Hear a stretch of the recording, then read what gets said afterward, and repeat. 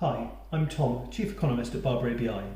A very warm welcome to July's update on the construction and planning environments. June's planning activity provided further evidence, if it was needed, of the likely slowdown in construction over the second half of the year. Contract awards in June confirmed the new lower trajectory with 5.3 billion, the third month in a row of below average levels. Overall activity has fallen by 21% compared to Q1, averaging 5.2 billion per month compared to 6.5 billion. Interestingly, the sectors that have seen the largest falls were those recently holding the industry up. Infrastructure has fallen by a third, industrial by 45% and healthcare by 50%. Slightly more positively, falls in the residential sector were limited at 10% down compared to Q1, with activity reduced to long-term average levels.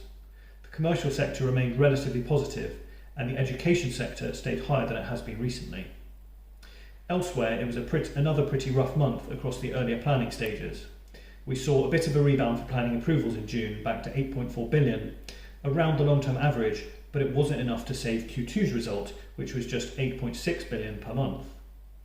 June's improved showing was down to the infrastructure sector's 2.4 billion, due to several large renewable energy projects. There was a new record in the healthcare sector of 900 million.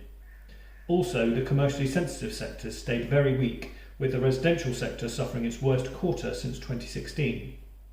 Planning applications also continued its low trend, with 7.3 billion in May, down from 9.7 billion per month over 2022.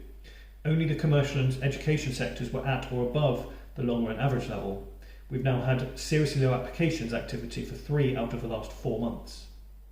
To summarise then, it was another subdued month for planning, confirming the lower path of activity seen since the start of the new financial year. While the pipeline is plentiful after the high levels seen over 2022, the across-the-board reductions do unfortunately point to a slowdown in construction work over the second half of 2023, as the cost of living crisis and the Bank of England's base rate increases cause significant trauma for many of the UK's citizens. Thanks for watching. As always, if we can help at all, do get in touch. All the very best.